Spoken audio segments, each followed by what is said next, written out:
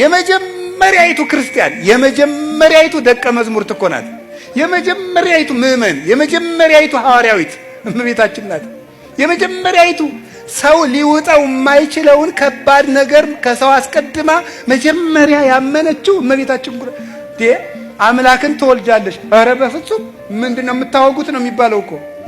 ይሄም አይደረግ ነገር ነው። አምላክን ሰው አይወልደውም ሳትን ኧረ እኔ ወንድ ሳላውቅ እንዴት ይሆናል ይሄ ነገር? ለእግዚአብሔር የሚሳነው ነገር የለም ብሏታል። አዎ ለእግዚአብሔርስ የሚሳነው ነገር የለም። እሺ አለች። እንዴ እዚያ በፊት እኮ አምላክን ሰው ወልዶት አያውቅም፣ አይታ አታውቅም፣ ሰምታ አታውቅም። ዘካርያስ እኮ አብርሃም ካረጀ በኋላ ወልዷል የሚለውን ስብከት እያወቀ አንተ ተወልዳለህ ሲለው ማመን አቅቶታል። ድንግል ማርያም ግን ተደርጎ የማያውቅን ነገር ለመጀመሪያ ጊዜ ያመነች የእምነት መሰረት ናት እመቤታችን። እንኳን ሃይማኖት ልትጋርድ ሃይማኖትን የተገለጠባት ነው። ልብ በሉ። ከዚያስ በኋላ ደግሞ የምትወልጂው ልጅ ለዘላለም መንግስቱ የማያልፍ ነው ተባለች። እሺ ስሙ ኢየሱስ ነው ዓለምን ያድናል ተባለች። እሺ ወልዳ ስጨርስ ደግሞ ሕፃኑ ይሞታል ይዘሽው ሽሺ። የማይሆን ነገር ነው። ምንድነው የምትሉት? የምትወልጂው ልጅ ምንድነው ተብላለች? መንግስቱ ለዘላለም ነው። የምወልደው ልጅ ለመንግስቱ ለዘላለም ከሆነ ዮሴፍን እንዴት ሊፈራ ይችላል ብላ እምነቷ እንዴት አልተነካባትም? አይገርማችሁም? የኔ ልጅ ኢየሱስ ነው። ኢየሱስ ማለት መድኃኒት ነው። ዓለምን የሚያድን ከሆነ የአንድ ሰፈር ንጉሥ ፈርቶ እንዴት ይሰደዳል? ይሄ ነገር ፈርቶ የሚሰደድ ከሆነ እንዴት አምላክ ብዬ ልቀበለው እችላለሁ አላለችም። ለሰው ቤዛነት እንደሚሰደድ ስለምታውቀው እሺ። የ15 ዓመት ልጅ ናት። መንገድ ሄዳ አታውቅም፣ ሀገር አታውቅም። ሴት ናት፣ ልጅ ናት። በ15 ዓመቷ ልጅ አዝለሽ ግብጽ ሂጂ። እንዴት ያለ መከራ ነው እናንተ!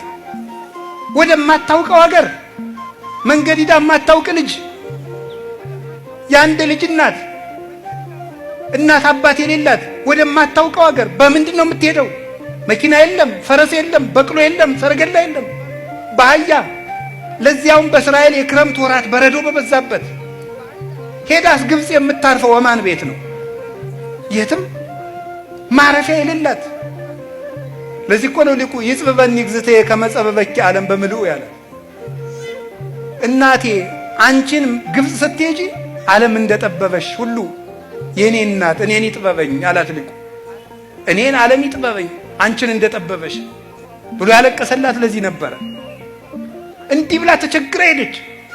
እሺ 700 ኪሎ ሜትርን በእግርሽ ሂጂ። እሺ እማን ቤት ነው የማርፈው? መንገድ ላይ ሴት ነው የማርፈው? የለም። እየተሰቃየች ሄደች። ኢትዮጵያን ደግሞ ዙራ ተንከራታ ግብጽ አርፋ ደግሞ ነይ ኢየሩሳሌም ሂጂ። እሺ የወለድሽው ልጅ ዓለምን የሚያጠግብ ነው፣ ግን ደግሞ እንጀራ ትለምናለች። የወለድሽው ልጅ ለዓለም ሁሉ የህይወት ውሃ ነው፣ ውሃ ይጠማታል። በእግሯ ትሄዳለች፣ አውሬ ያስደነግጣታል። ተመልሳ መጣስ ደግሞ ያንን ለፍታ ያሳደገችው ልጇን ደግሞ ልንሰቅልብሽ ነው ተባለ። አንድ ሳይንቲስት የተናገረው ነገራችሁ። ሁሉም እናቶች ይላል የራሳቸውን የልጆቻቸው ስቃይ የራሳቸውን ያህል ይሰማቸዋል ይላል። ገብቷችኋል? እስኪ በሉ አንዴ ሁሉም እናቶች በሉ። የልጆቻቸው ስቃይ የራሳቸውን ያህል ምን ይላቸዋል? ይሰማቸዋል። ገብቷችኋል ምን ማለት እንደሆነ? ምን ማለት በትክክል አሁን አንድን ሕፃን ልጅ ከእናቱ ፊት መርፌ ብትወጉት መርፌው ወደ ራሷ ሰውነት የገባውን ያህል ያማታል እናቲቱ። ልጅ ድንግል ማርያም እንግዲህ ይሄን መርፌ ብላችሁ አስቡት። ወይም ልጁን በኩርኩም ብትመቱት እዚያ ልጅ ራስ ብቻ ላይ አይደለም ያርፈው፣ ያ ኩርኩም እናቱ ራስ ላይ ያርፋል። ይሰማታል ህመሙ። አሁን ወደ ክርስቶስ ወሰዱት። አዝላ ግብጽ ድረስ የተንከረተተችለትን ልጇን ፊት ለፊት አይኗ እያየ ክንድ ሙሉ ችንካር ገብቶበት ተመለከተች። በጦር ተወግቶ አየችው፣ ደምቶ አየችው። ይህንን ሁሉ ስቃይ አይኗ እያየ የተቀበለች ናት። ግን ደግሞ በዚያው አይኗ ደግሞ ተነስቶ አየችው፣ አርጎ አየችው። ታዲያ የሰማዕታት እናት የተባለች ለዚህ እኮ ነው። በዕለተ ዓርብ ከመስቀሉ ስር ቆማ እነሱም ከመስቀሉ ስር በእውነት አደባባይ እንዲቆሙ ምስክር የሆነቻቸው እመቤታችን ቅድስት ድንግል ማርያም ስለሆነች የሰማዕታት እናት በሉ እንጂ። መከራውን ጀምራ ሰጣቸው።